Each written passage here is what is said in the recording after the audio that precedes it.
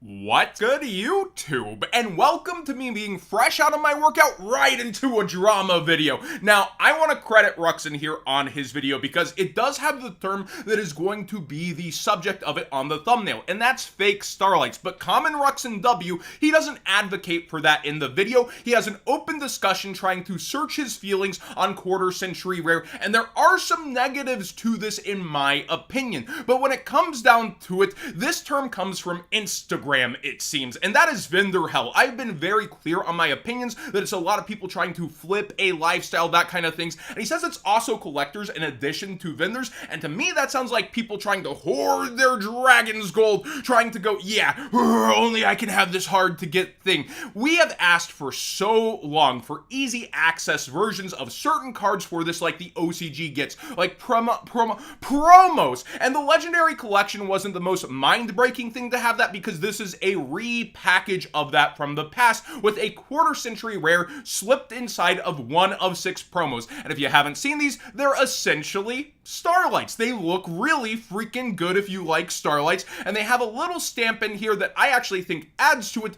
but depending on the aesthetic to you personally, you may like that or not like that. Again, Ruxin actually uses his audience to search his feelings through it. He does not advocate it as fake, and even wants to go pick up several of them, like the God cards himself, which come in this rarity. But we get Tablet, Dark Magician, Tablet, Blue Eyes, right? Like those cards. Then Red Eyes. I actually really love this Red Eyes. It's the Jump one with that dark background. I hate the puke green background with this Red Eyes art. Really, I love this Red Eyes. I'll be getting it myself. But when you also have the God cards, you could argue these as fake since you can't play that. That's the only argument I would take for the term at all even developing, but that is not the intent or context or what is happening. And these also look pretty darn cool. I'll be getting those as well. And so then the argument really started to spike out up through the past couple of days because promos, wow, Konami keeps throwing that term around, are coming in the 25th anniversary 10s, and you will get one of 16. So even if you bought a whole case, you mathematically cannot get them all unless you got a mishap, because you'll be getting 12 out of a case of 10s. Only one per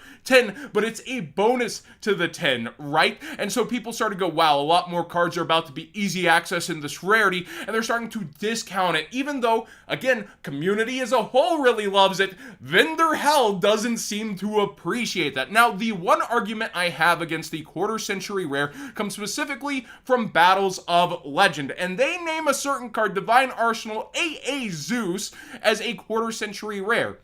When it comes down to it, you had to go through 10 cases of Phantom Rage on average to see one Starlight Zeus, because there's 5 different Starlights, and you get 1 out of every 2 cases. Extremely hard to get. It's a super chase. And then Konami also Ultimate Rare Zeus, so putting it in quarter century rares, that reprint was so good, let's do it again. I get being angry with Konami for that because there's so many different choices, and if you're one of the people holding it, yeah, it's impending that you now have a competitive version for it depending on how hard they are to get. Now that's another thing. We have zero clue how the ratios are going to work out. There are over 20 quarter century rares that are going to be in battles. My guess would be 25, but that's speculation, because we're also getting 25 in Duelist Nexus. And people are going, well, if that's still 1 per every 2 case, it'll be pretty much impossible. Why would Konami do that? They're probably going to up the ratio. And even if they up it to 1 per case, you're still looking at 25 cases to see every single one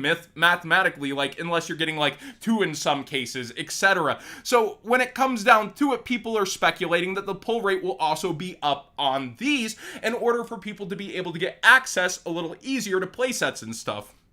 Also, it would give vendors a little bit better value to go back in, but that's one thing that I'm actually going to point out. If you're an actual active vendor, you love this announcement. Off of singles, off of demand, off of people going for it, as a whole, you should be making more money off of the 25th, the quarter century rares, than those super hard to get starlights that come through here and there. These will be abundant, and people will still want to collect them. They'll still want them, and you should, as a whole, be able to do much more volume, thus much more total, unless you're one of those people that only deals in super high-end stuff, because the rest you can't be bothered with your time or your work ethic. Now, another one coming up is Stardust Dragon, which has a Starlight rare, and the 10s theming that guarantees you to have a quarter century rare Where is my tab for the 10? Sorry, I have a lot of things. Live editing done cheap.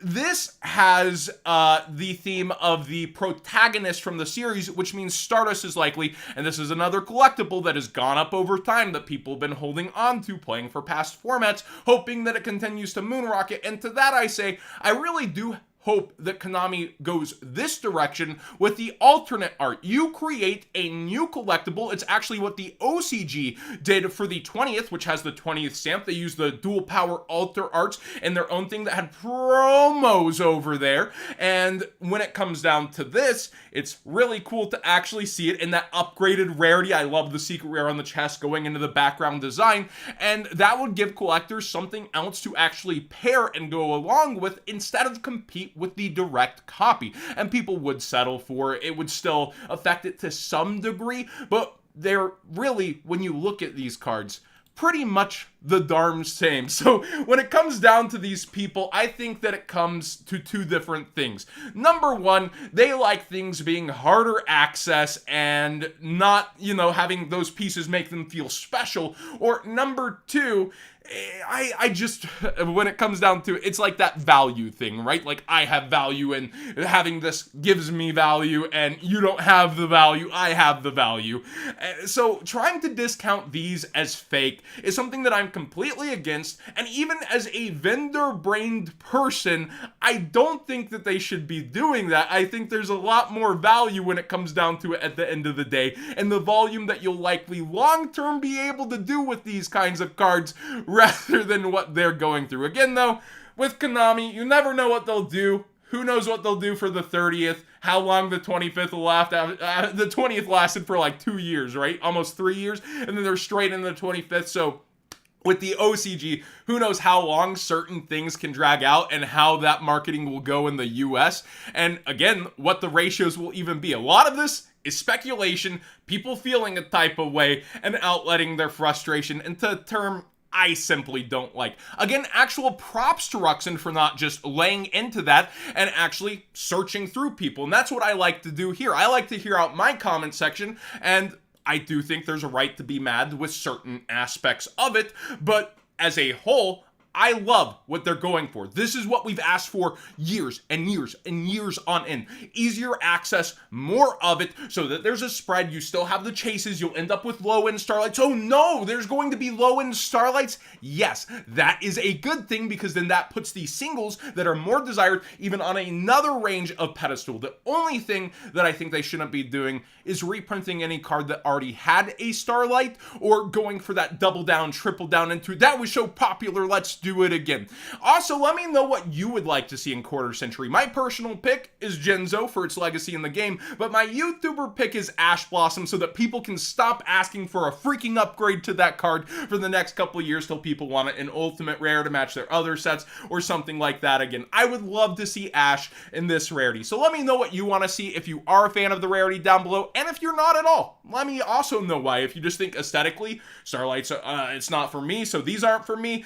A lot of people do actually feel that way, kind of like how Ghost Rares will turn other people off. They say they can't see the card, they don't like how it scratches.